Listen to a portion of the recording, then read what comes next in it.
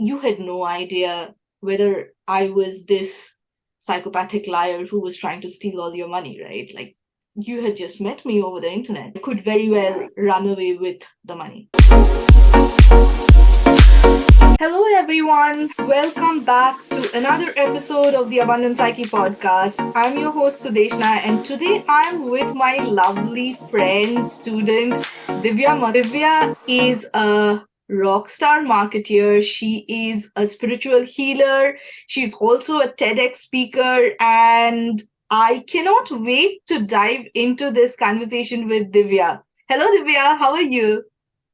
Hi, Sadeshna. I'm doing great. Thank you for having me here. And hi, everyone who's watching or listening to us. It's lovely to be here and sharing our lives with you. Amazing. Divya, I introduced you from my perspective. Do you want to tell us a bit more about you and also maybe a bit around how you and I came to meet each other?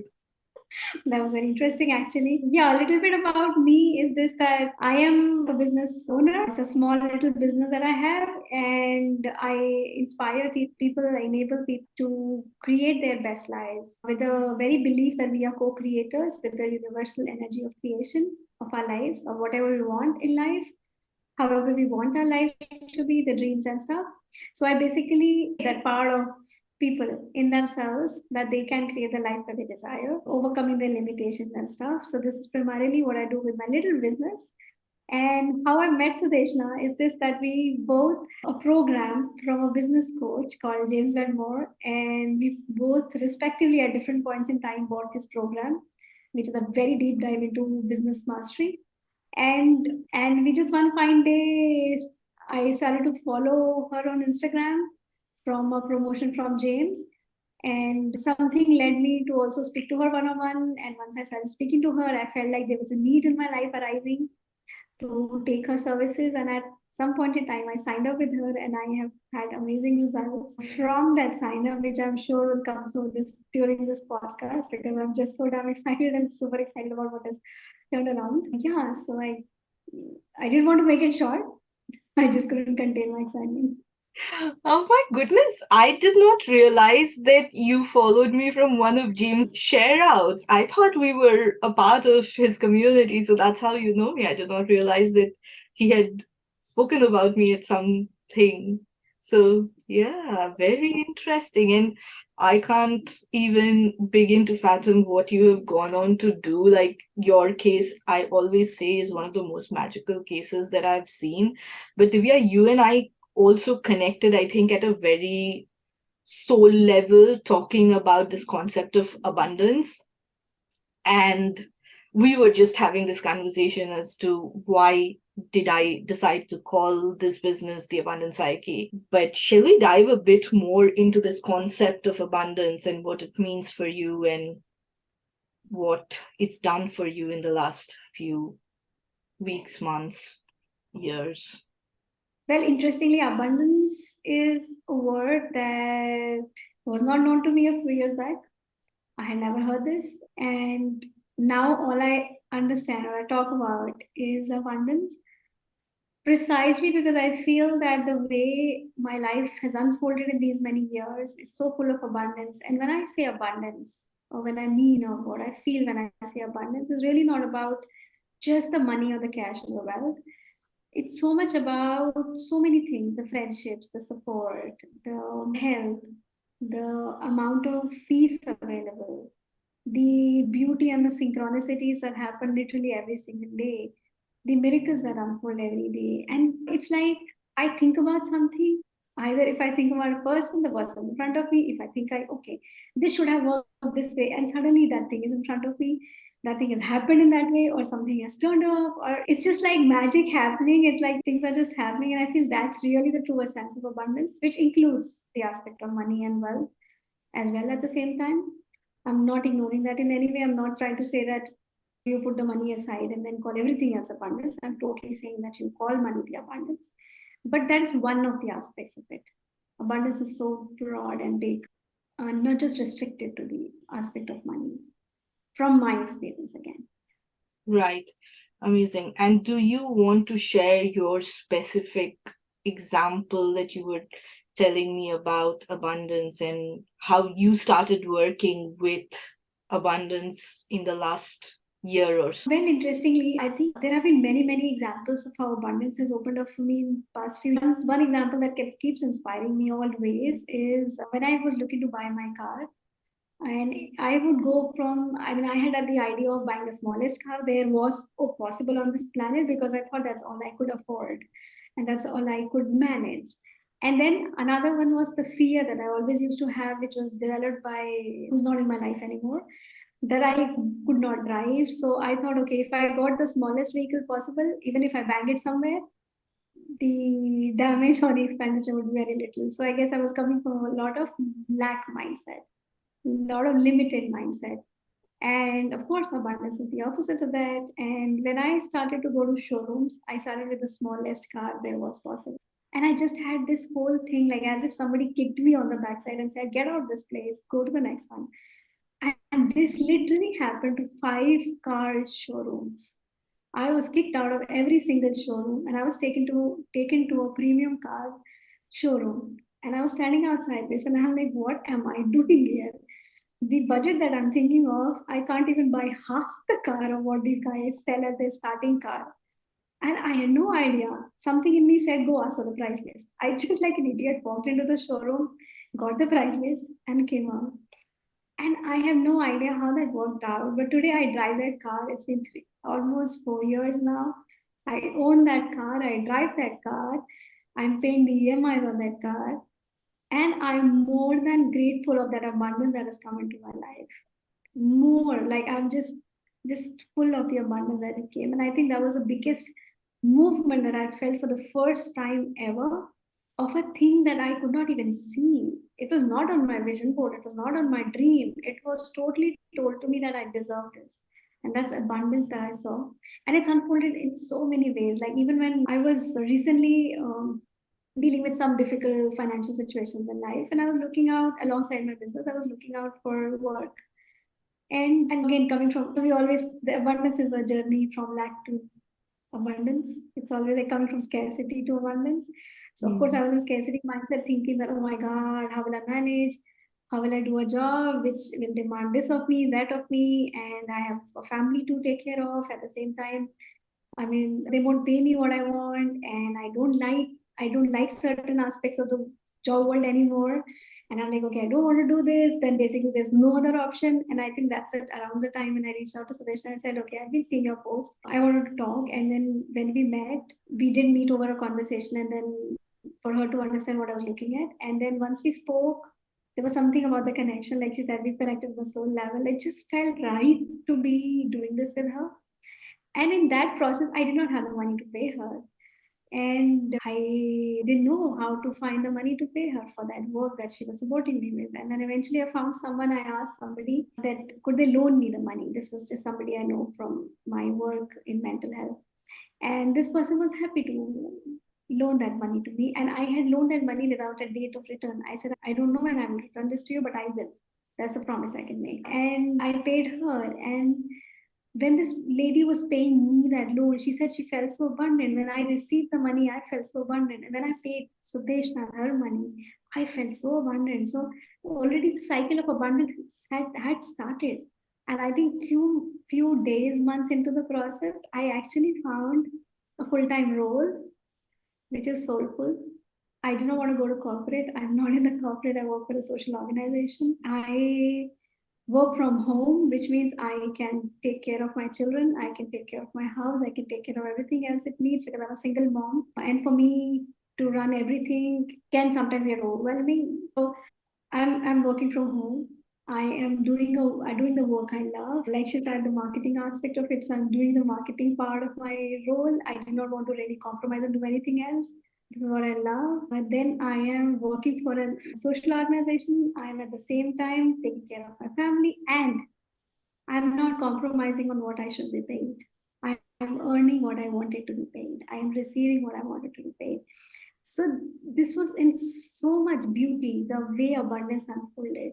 I did not have the cash to pay her, but when I asked someone to support me, they opened their hearts to that channel of abundance. When they opened their hearts, it got channeled into paying Sudeshna. And when that got channeled into paying her, it then got channeled into me being paid as salary. And today I am returning that money to this person who supported me. And now I feel so abundant to be able to give that to her. And when she receives it, she's so grateful every time. Because one day I told her, I said, why are you saying thank you to me when I am returning this money? And she's like, you know what? Some people don't return. I'm saying thank you for the abundance that you're bringing back to me.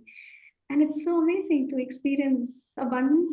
And right now, what example I gave was really money oriented, but it just shows how beautifully the chain operates for everyone involved. Yeah. Just And I think that's such a beautiful example because if I just follow with the money, and I always start with the money, one of the reasons being without the money, you can go flying high and not reach anywhere, but money sort of gives you this quantitative, easily measurable thing to benchmark yourself to. So if I talk about the money Divya pays to me or someone else paid to me, I now push that into hiring people who are becoming the best versions of themselves. So in the last couple of months, I have hired people who have one of the people, she's recently lost her husband and she's a cancer survivor. Just, it's not about the money, but it is also about the fact that she can stand in her own power to make the money. And that wouldn't have been possible without that first act of abundance of your friend, and then your act of abundance of hiring me, and then perhaps my act of abundance of trying to go hire and help people who need. So it feels like money, but money is only a representation of this value that you're creating in the world. And to me, that is what it is all about. That, yeah, money is a measure, but not all value can be measured, which is also why I think we were having these back and forth conversations, Divya, when you were looking for your job and you were to a certain extent hesitant in asking for your worth and all of that. I remember those conversations quite a lot. I think the scarcity mindset just tries to really capture you in this saying this, that okay, if you don't take this, you don't have anything else. If you don't get this is the best you can get.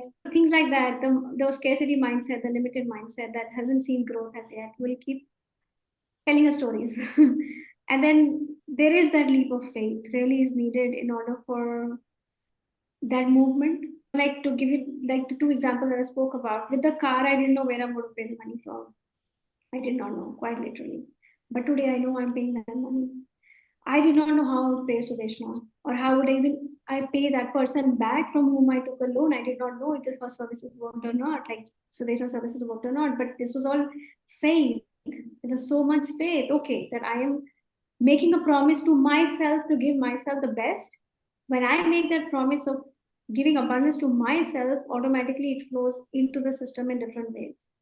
And very important, beautifully, I did not have that full confidence as to will we really reach anywhere. But then when we did, then you start to understand. But then there is this level of faith which is so required to first put your abundance out there on the table and say, okay, I allow that chain reaction to begin here. And I allow it to go to whoever else is meant to be impacted by it, and also allow it to come to me in the many folds that is meant to come back to me. And it has in so many ways. It is Just has indeed everything. beautiful. And sometimes I think it's so easy to get carried away by talking about abundance and miracles and saying, oh, this is all woo woo stuff and manifestation doesn't work if you don't work. Yeah, manifestation doesn't work if you don't work, for sure.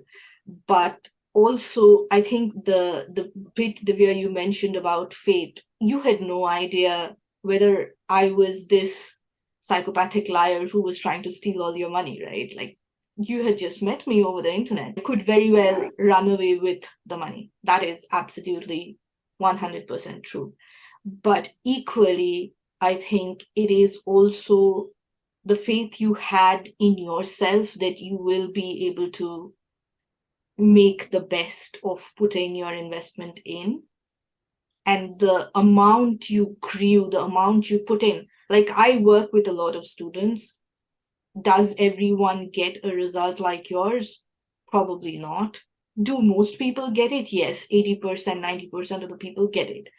But there are still those 10% who pay the money because they have the money, but they'll not do the work. They have not put faith into themselves and their abilities. And I think that is a very beautiful concept of externally, but also faith internally.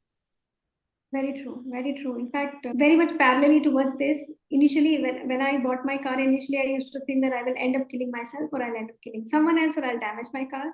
But today I travel all over the country all by myself and I've done thousands and thousands of kilometers and I just don't have any wish to stop. But this is me. When I was in scarcity mindset, I used to think that I can't drive or I will kill people if I drive or I'll kill myself if I drive, I'll damage the car if I drive. Today, nobody's killed. I'm as alive as I can be in front of you. Everybody else is alive around me. My car is in a great condition and I still drive. I drive solo from one part of the country to another part of the country, and India is a big country. And it's just beauty. When we allow ourselves, I think the whole idea of abundance, everything unfolds. Everything, all kinds of support really unfolds. And that's exactly what this friend of mine who loaned me the money, when she said told me, when she loaned me the money, she said, then I returned, she said thank you, and I was like, why would you thank me? It is my job to thank you right now because you gave me the money. And she's like, no, there are people who will not pay. Do you know some people who don't pay? I said yes. Have you lost your money? I said yes. And then she said, yes, so I am thankful to you because you're paying it back to me. I'm like, okay, wow, I never thought about that. Like, that was not even an option for me, right? Mm, Like, to not pay her and just to run away with that money was not even on my mind. But then there are folks available, which means we putting that space. When she loaned me the money, she put faith, saying this money will come back to her in one form, shape, or another, and it is. yeah. So that faith really kind of plays hand in hand with the whole abundance aspect. For me, this is what my experience really says Yeah. strongly. Yeah, absolutely. And as you were speaking, something also was coming up in my mind. I know, Divya, you and I have spoken about when we were working together, this concept of this divine feminine, and I'm Bengali, so there's a huge aspect of me around Durga and Shakti. For all our listeners who are not aware of this, this is like a mother goddess figure that we worship within the eastern parts of the country. And it's divine feminine. And she is the goddess of power. That is Shakti, is what we call it. And while we were working together, Divya, you mentioned that there was a strong presence of that divine feminine coming, surfacing out for you. And as you were speaking, I sort of was getting, yeah, there's faith, there's faith. And there are a couple of other things, if you will. This is a mother goddess, right? So she has four children. One is the goddess of wealth, one is the goddess of intellect, education, if you will. One is the god of wisdom, and the other is the god of warfare. And when I think of abundance, I also feel that true abundance you cannot have unless you have all of those four things in your life: education, wisdom, and when you say warfare, it's about the skill, it's about strategy. It's not really warmongering, it's about being strategic. So I don't know why I felt compelled to share that, but abundance is not just this woo woo concept out there that is only about money and manifesting. It's also about what you put into it. And there's faith, and there's also these other things that you put in, which make it, yeah, truly the power And it of abundance. sounds so apt as you're saying. This is a combination of all of those. Like, it's a machinery, literally. It literally is a machinery, and supported with so much faith and support in terms of divine support. And yeah, I mean, I think it, and also the aspect that you mentioned about the Divine Mother, the very idea that the Divine Mother goddess plays a very important role in actually we look at different religions and have different kind of picture of a divine mother goddess, like they call her Durga. In Christianity they call her Mother Mary, and like references. But the idea of that mother, or even when we refer to mother, all this divine feminine energy is just about providing. And when she provides abundantly. And when we look at air around us, it's just so abundant. We just don't. Any night have we slept thinking that we will not have air tomorrow? I mean, I can't remember a day when I've thought about. I have thought about people won't be there, money won't be there. I've thought about like health won't be there, but I've never thought about if air would be there or not. When you look at nature, nature is so abundant because that divine mother energy is just so holding it together, because that's what Mother Earth is about. If I call it a Mother Earth, Mother Earth. And so when I was speaking to you also about the whole divine feminine and the divine mother, felt like the holding was very present for me, even though I did not know what I had to do. I was at a very deep crossroads of life with different things going on personally, and also a dire need for financial changes. But I knew there was this deep holding somewhere. Somebody was holding me together. Somebody was telling me, okay, do this, do that, do that. And I had no idea who that did, that it was the energy of the Divine Mother who was just holding me tight and saying, it's okay, my child. I'm here. Yeah, I'm going to be here for you. And she's just so abundantly present. And you look at money energy. Money energy is also very fluid. It's not a very tight, constructive energy. It's a very fluid energy. Money flows. And when we talk about money also, like in a spiritual, since I'm a spiritual coach, I tend to go back to references of money. What do we talk about? We talk money flows. The words we use with money. Where do we keep money? In banks. What are banks? Banks are of rivers, which means it's fluid, it's fluidity. So it's when we even talk about money, it's so much that feminine energy of nurturing nourishment. We tend to make it so logical sometimes. We tend to make it so, we try to solidify it, and when we try to change, no item, like when you want to change the primary nature of water, it becomes ice, it is not water anymore. So, and like how we transform anything, like if you want to change the nature of water with heat, it will evaporate. And you want to do it with cold, become ice. It won't be water anymore. The same way when you try to do this with money and abundance, it is not abundance, it is not money anymore, it's everything else. So it's just so interesting. I mean, I have had enough experiences. I've heard about this Tony Robbins saying that when he didn't have money, he had money for just one meal, and he donated that money because someone else needed it more.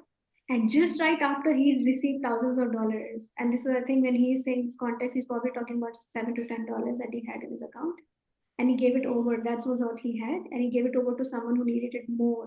He did not have anything by himself at that point in time. And the moment he gave it away is when he received the bounty. So it's the giving, the feminine aspect of this is so present in the whole idea of abundance. And when we talk about feminine, it's not the female and the male.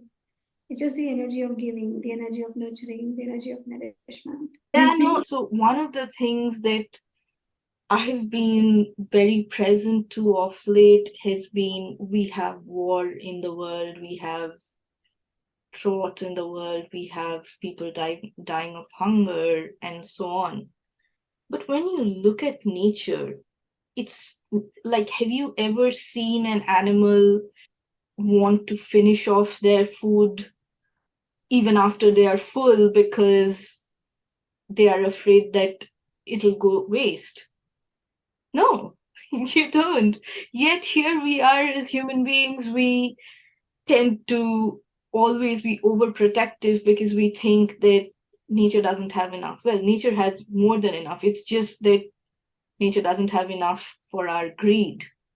If only we were a bit less greedy and a bit more present, I think there's enough to go around everywhere. And then, speaking of money, you literally can create money, right? Like, it's not like banks have money.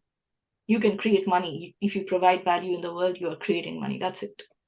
And I think some people get really triggered when people like me start talking about money. Well, I should know better. I'm an economist. I'm trained to not talk like this. But equally, maybe I'm the best person to talk like this because I know no textbook will disagree with me when I say that money is value. So, Right. yeah, no, that's beautiful. So, any set of practices, rituals, anything else, Divya, that you do in your life that you think might be able to help other people out there to practice abundance in their lives, to witness the miracles that you have witnessed? Oh, of course, absolutely.